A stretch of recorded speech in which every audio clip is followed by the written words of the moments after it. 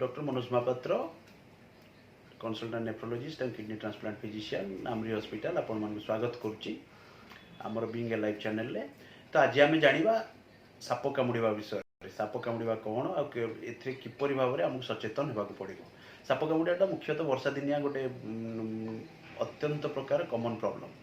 तो ये कौन कराए दिन मानक मुख्यतः आम मुख्यतः विषधर सर्प जोड़ाक थाए नाग साप हो चिति साप हो जोटा कि आम हेडेक हबार चांसेस थाए। तो साप कामुड़े कौन करवा साप कामुड़े आम विचलित हवा नहीं जिते शीघ्र हम कौन पाखरे कौन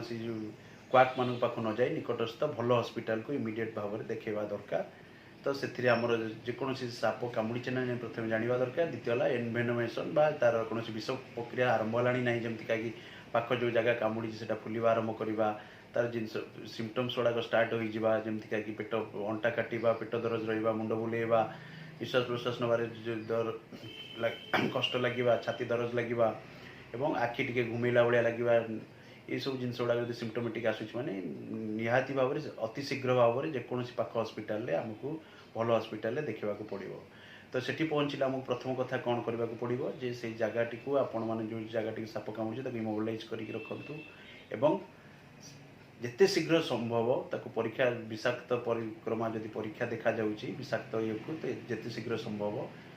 एएसबी लगेवा को चेष्टा करूँ। जदि कहीं एएसबी जदि लगेवा डेरी करा जाए एएसबी माने विष कामुड़ा जो इंजेक्शन टी को जदि विषाक्त साप अच्छी विषक्रियार संधान अच्छी परीक्षा द्वारा जना पड़ी तो जिते शीघ्र हम एएसबी उपयुक्त डाक्तर परामर्श क्रम भल डाक्तखाना मानक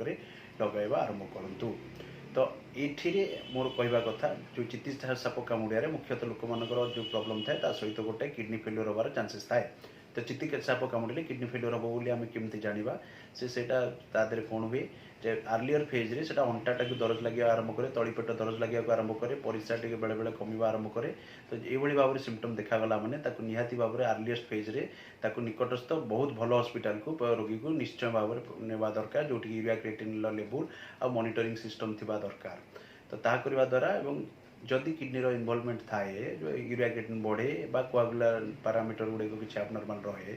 तो उपयुक्त डाक्तखाना गुड़िक चिकित्सा करा जाए आउ ताकू जिते शीघ्र दरकार एएसबी लगेवा द्वारा किडनी प्रभाव रू कमे। आ जदि साप चिति साप कामुड़ा द्वारा किडनी फेल्योर टी हुए तो ताकू डायलिसिस द्वारा एवं सपोर्टिव केयर द्वारा सेटा को रिवर्स करा जाई पारे बा ताकू बदला जाई पारे। किंतु साप कामुड़ा विषय निहाती एथिपाइका जानिबा दरकार जे बेले साप कामुड़ा होउची वर्षा दिने मृत्युर एकमात्र कारण जो बहुत लोक मैंने पाखापाखि डाक्तखाना को न जाई क्वाक मान परामर्श ताकू चिकित्सा करने आरंभ करती लोक बहुत डेरी रे पहुँचती साप कामुड़ा इंजेक्शन विषाक्त इंजेक्शन लगा जाए ना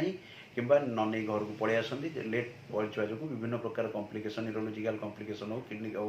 मल्टी ऑर्गन फेल्योर हो बा कोआगुलोपैथी जहाँ को कह जाए कि रक्त जमाट बांधार प्रक्रियार कौन प्रकार प्रॉब्लम हो मल्टी ऑर्गन फेल्योर लोकटीर असुविधा हबार चांसेस थाए। तेणु जेकोसी लोक को साप कामुड़ी निहाती भाव में जिते शीघ्र संभव निकटस्थ बड़ हॉस्पिटल मानक नहीं जातु एवं निजक रक्षा कर।